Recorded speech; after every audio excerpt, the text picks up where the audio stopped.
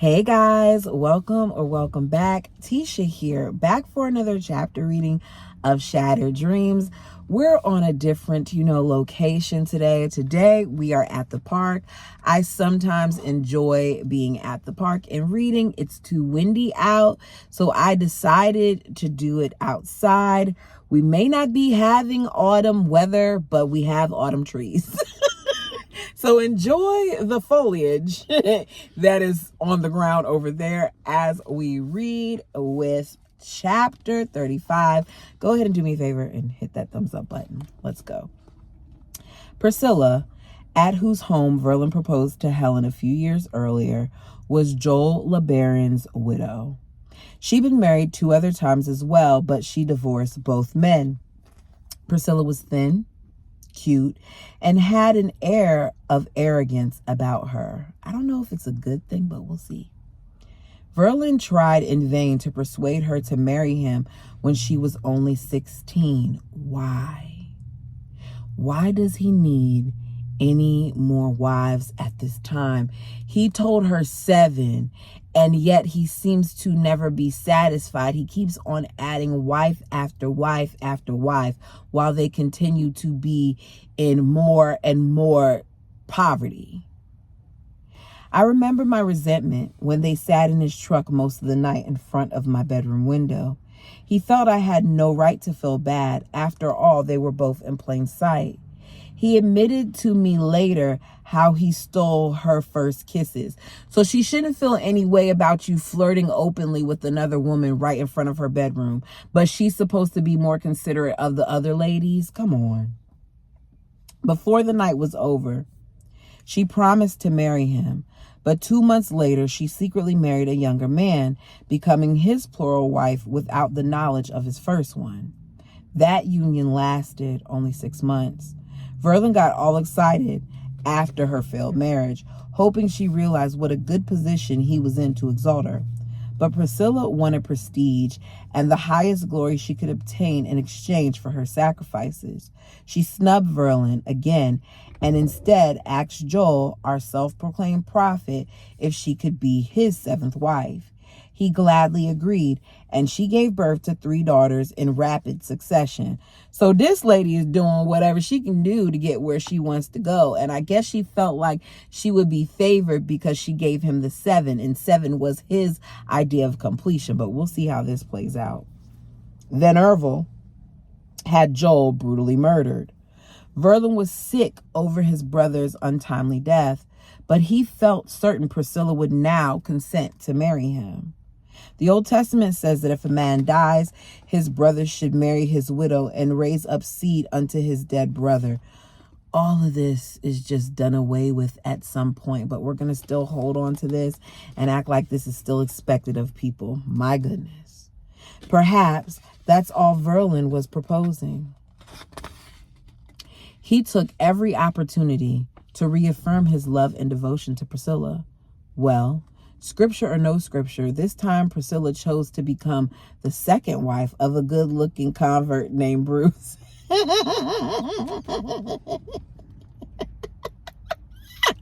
I just love the fact that Priscilla is doing what Priscilla wants to do, and she keeps on leaving Verlin hanging.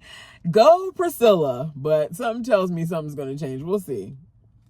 She gave him a daughter as well, but then divorced him when he wanted her to move to the States.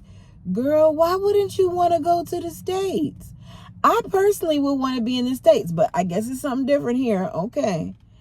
She believed in the prophecies of her dead husband that the United States would soon be destroyed. Okay, that's why she didn't want to go in the States.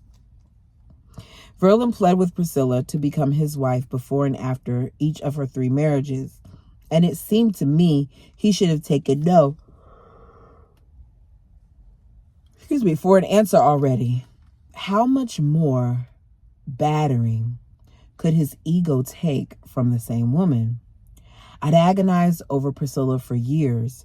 The more Verlin desired her, the more determined I was to see he didn't get her.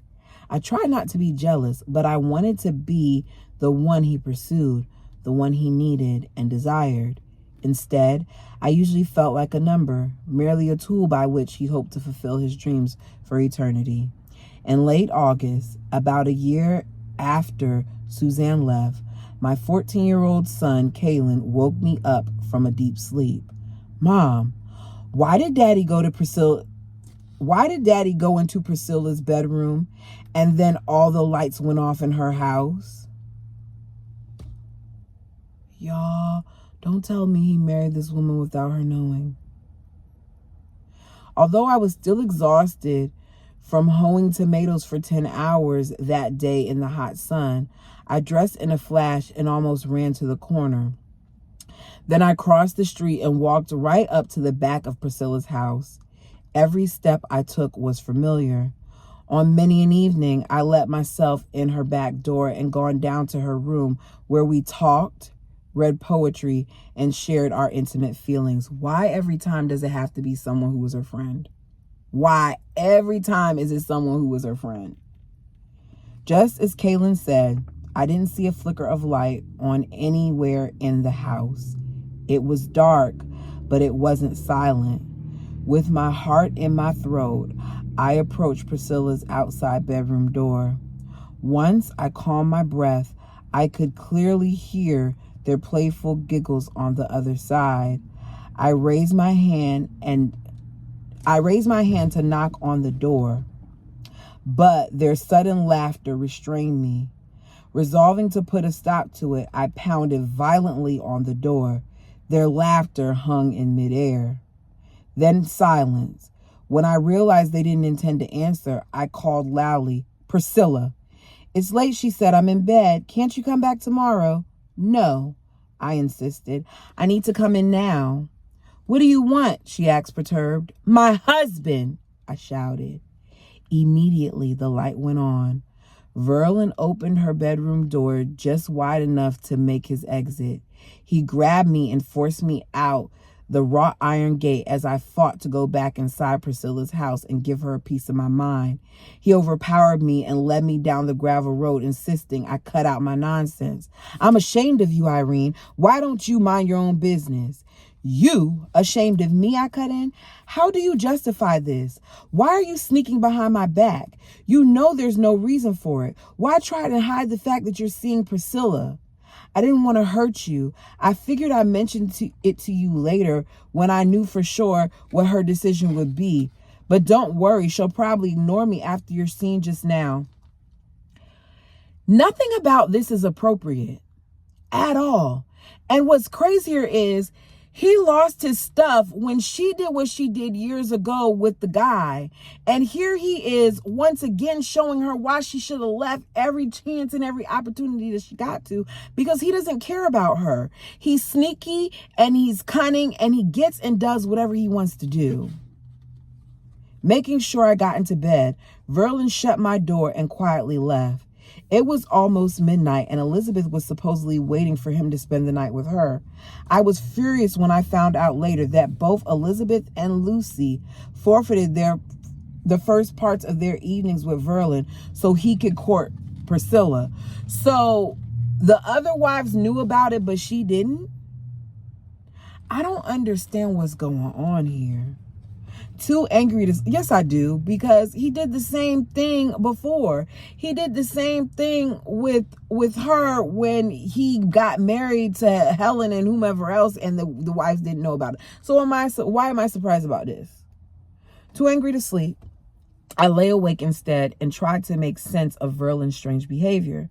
For the most part, I thought I'd upheld him in living the principle. I even supported him courting one of his two wives. When I hadn't been quite so supportive, he charged right on anyway, telling me all the while that I ought to be happy God was continuing to shower us with blessings. So why was he trying to hide Priscilla from me? As I mulled over it, it came to me. All summer long, I've been taking 12 to 15 of Verlin's kids to the tomato fields each day to hoe weeds with me from dawn until dark. About 9 a.m., I take the crew to my house for hot cakes, and then we return to our hoeing until about 2 p.m.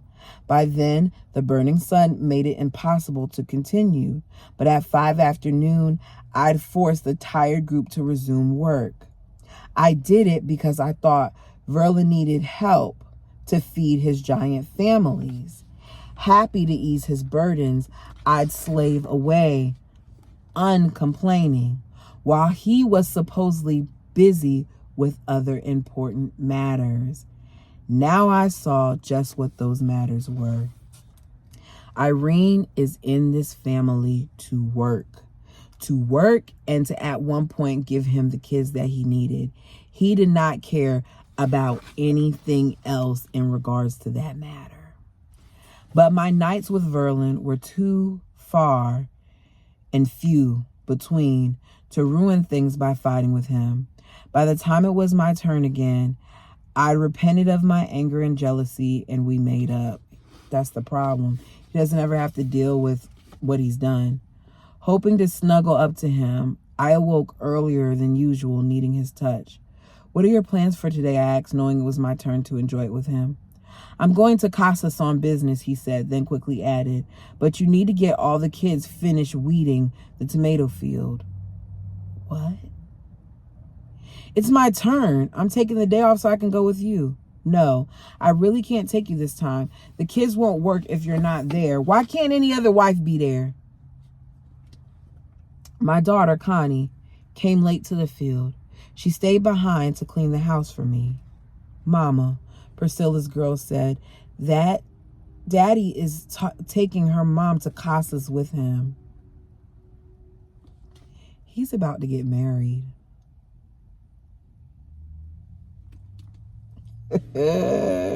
That's my thought. What are yours? I thought it was your turn to go. Irate, I left the kids hoeing and I drove like a mad person over the bumpy road in my yellow Datsun. When I turned the corner, sure enough, there was Verlin's gray truck in front of Priscilla's house. I came to a stop 5 feet in front of the vehicle facing it. Out came Verlin with Priscilla out at his side, all smiles until they glanced up and realized they'd been caught. Ignoring me, Priscilla jumped into his truck and slammed the door as if to show me who was boss. Verlin waved to me as he walked between our vehicles.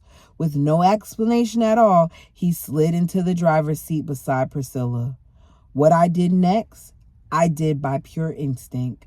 My intellectual self just looked on amazed as I started my little car and drove ahead onto Verlin's truck. Wait. And drove head on into Verlin's.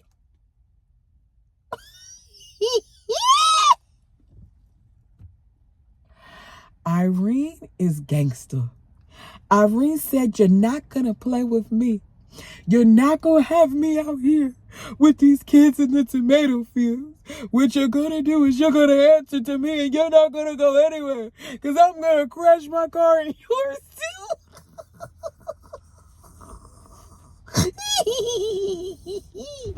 The sound of crunching metal and breaking glass was awful.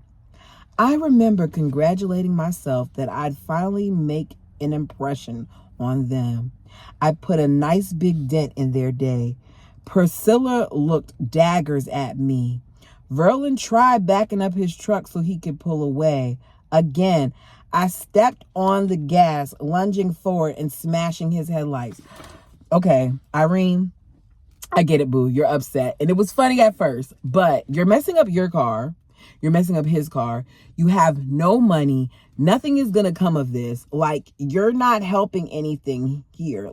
Just take your kids and go. Verlin was clearly shocked. I'd never been a violent wife. Perhaps he would think I was possessed again. The third time Verlin tried backing up, his rear tires fell into the irrigation ditch behind his truck.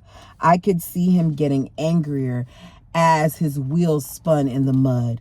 He motioned for me to leave them alone, but I didn't give a damn by then. I charged forward again, banging his truck for all it was worth. Verlin jumped out and walked briskly over to my open window. Are you crazy? About you, I scream. You take that bitch to town on my day and you'll never ever see me again. Ooh. Ooh.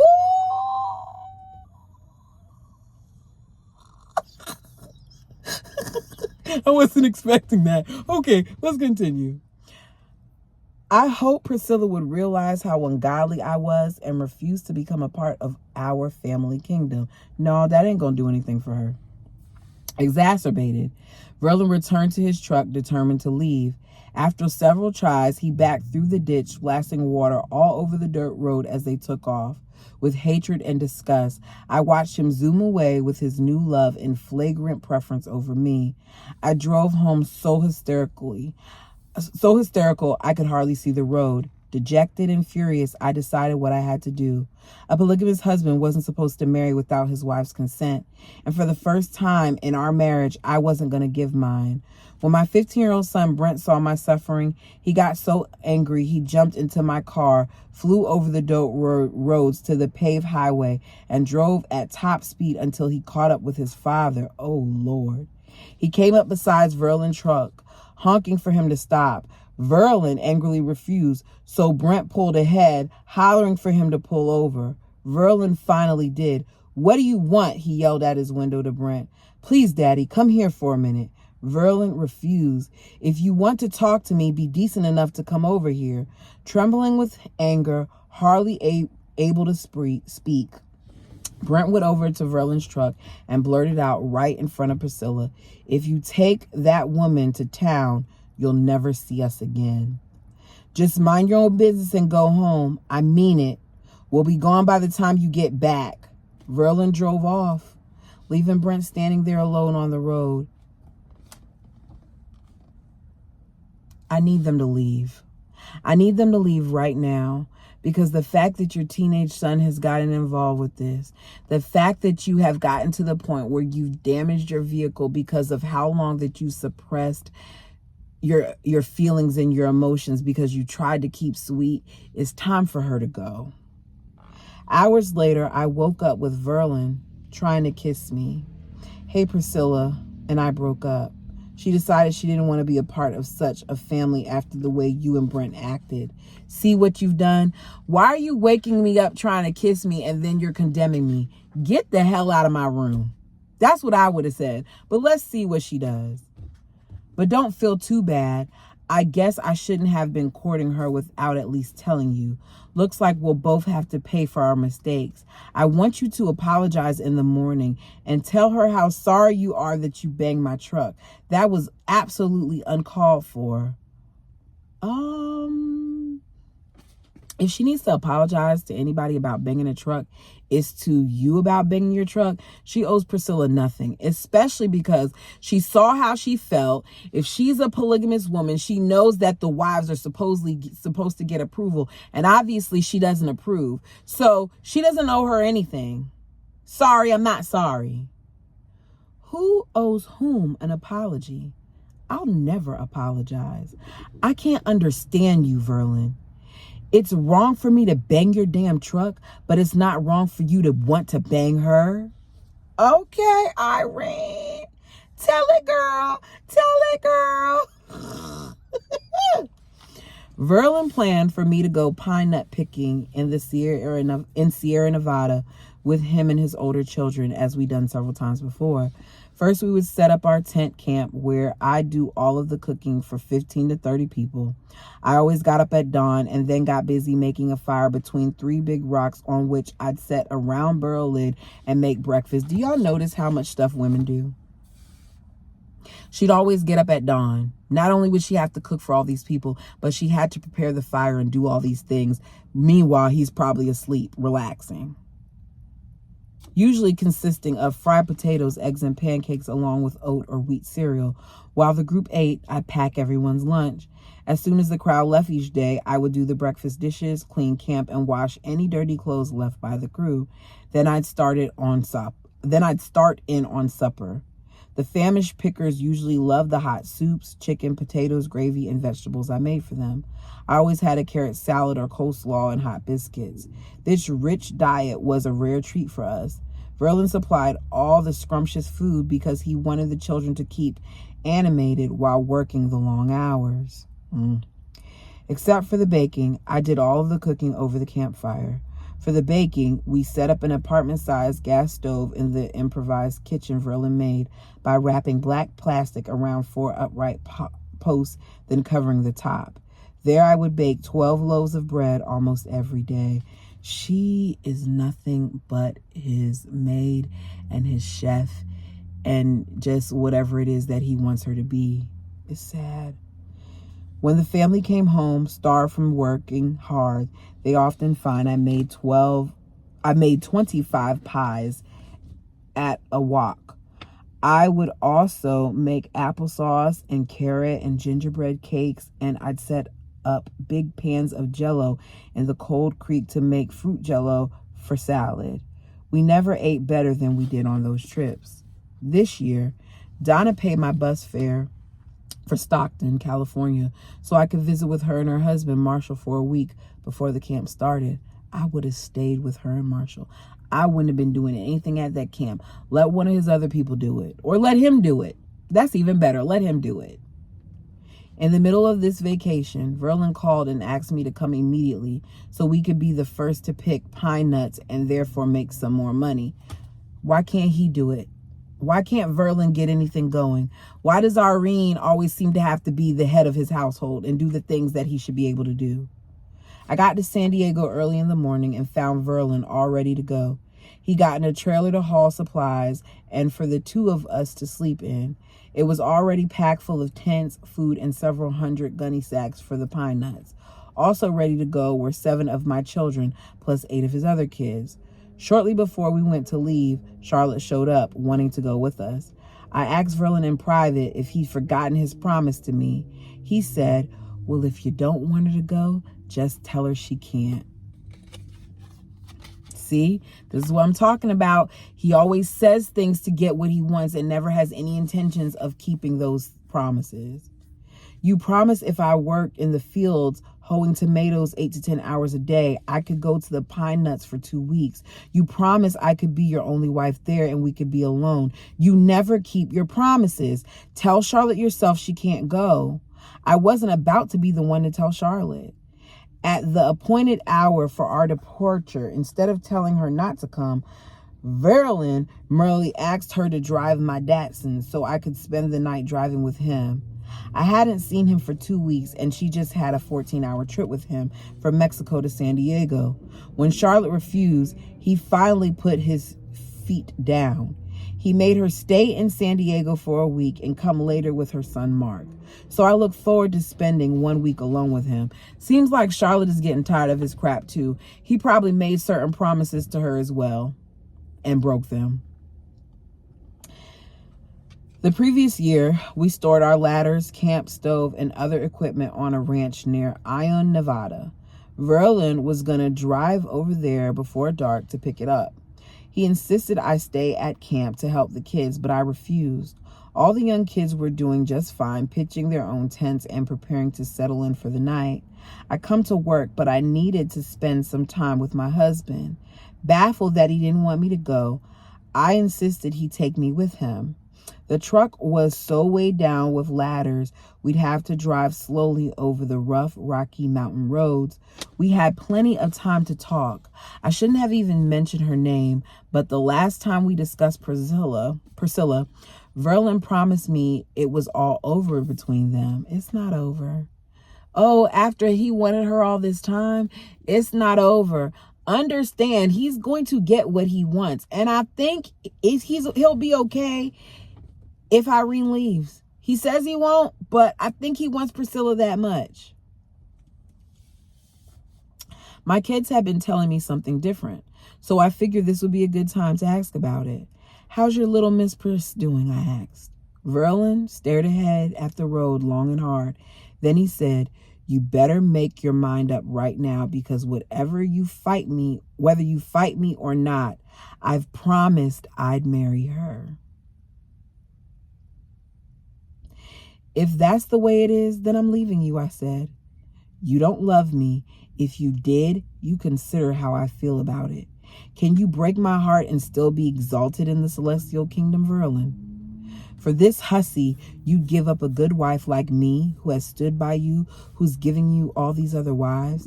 Can't you see you're hurting me by marrying another man's widow when she won't be with you in eternity anyway? I started crying. As soon as he saw my tears, he yelled, because he doesn't want to see that from her, because he doesn't care. I'm damn sick and tired of seeing you cry. That's all you've ever done, and I'm sick and tired of it, so shape up. This time, Verlin had lied to me outright. He'd never given Priscilla up at all, and now the bitterness in his voice told me I didn't matter to him. A new resolve took hold of me as I vowed, the day will come when you'll be begging to see me cry. I'll never shed another tear over you again.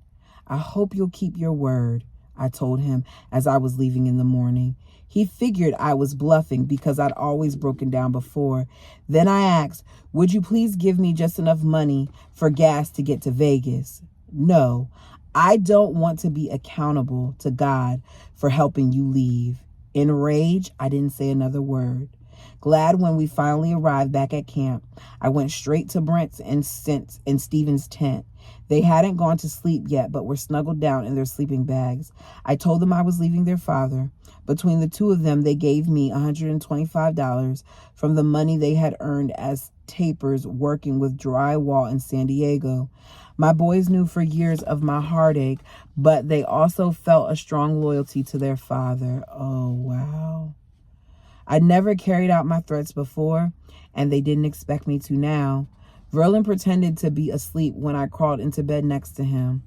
Throughout the long, sleepless night, we never spoke or touched. Then early in the morning, before I left his trailer, he again fussed at me, forbidding me to tell my kids I was leaving him. He insisted they all belonged to him. If I left him, he was going to make me do it alone and empty-handed, just as the laws of the fundamentalist Mormon faith authorized him to do. So she has all these kids, and because you want to keep these women bound, because you want to prevent them from leaving, what you do is threaten her by telling her she can't have anything and try to keep her stuck. This is a horrible situation. I retorted, where were you when my kids were born? Where were you when they were sick at night? They've never had a father. This is preposterous. Do you think you'll take all these kids from me? I want you to sign them over legally to me when we return to Mexico, he countered. I hissed at him. It will be over my dead body. You'll have to kill me first. Well, I'll allow you to take the younger ones for now, but only because I've given my consent until we can settle this. Don't upset them by telling them you're thinking of divorcing me. Verlin kept Stephen, Brent, Kaylin, and Barbara with him because he wouldn't be able to make much money without their help. For the pine nuts. It's always about money. It's not about the kids. It's about the number that he wants in his kingdom. It's about them working for him because all the kids are for is to work. Crazy. He loaded up the truck with gunny sacks and ladders and left with a dozen or more of his children to start work for the day. I left shortly after with my 3 youngest nut pickers. I drove with LaSalle, Margaret, and Lothair from Ione, Nevada toward my sister Becky's house in Las Vegas. I'd never driven by myself on the highway before. My car overheated when I was only an hour from Vegas. I pulled to the side of the road, waiting for someone to help me, and concluded this was God's punishment for leaving Verlin. No, it's not. Your car is just older. You done rammed it all into somebody else's car. I'm surprised it's even working well. Just be thankful that it's working well considering what you did to the car. It just happens to be overheating. But the highway patrol soon came to my rescue. The cop phoned Becky, told her where I was, and said she needed to call a tow truck for me. She showed up instead with a thick tow rope and informed me we were taking the freeway. I put the 3 kids in her car, praying I could safely steer the honeybee at the end of the rope. In Vegas, Becky's husband, Garland, let me borrow his car. He got a notarized statement allowing me to take his vehicle to Mexico. I left alone, feeling vulnerable and afraid as I drove 15 hours back to Colonial LeBaron to pick up my other 4 children. I went directly to Linda's house. I thought you were in Pine Nuts. What are you doing back here? She asked. I did it, Linda. I left him. I'm just here to get the children before any of the brethren try to stop me. You're serious? I figured it would eventually come to this. Boy, am I gonna miss you. My 4 children I left at home were overjoyed to see me and thrilled with the news that we were all moving to Las Vegas. As I sorted through my personal belongings, I opened a small blue suitcase, filled it with photographs that reminded me of the decades of poverty and suffering I was finally choosing to leave behind. I flugged the suitcase, scattering the pictures in all directions. Verlin can pick up the memories when he came home. I took the only one change of clothes, 2 of my best blankets, and the children. Ooh-wee, y'all. Ooh-wee, y'all are gonna be mad at me because this is where I'm stopping. It's getting darker, and this next chapter is kind of long. I'm so sorry, but we gotta stop here. Y'all tell me what you think. I'm leaving you guys on a cliffhanger. Can you believe it? She finally is leaving. She sounds like she's for real. Do we think she's for real? Do we think this is it? Do we think that she's really gone at this point? Or do we think it's gonna be something else? Y'all tell me down below. Until next time.